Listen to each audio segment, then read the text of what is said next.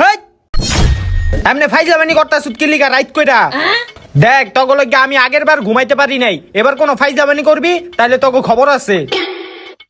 দুইজনে ফাইজলামানি করতাছে, ঘুমা রাইত কইরা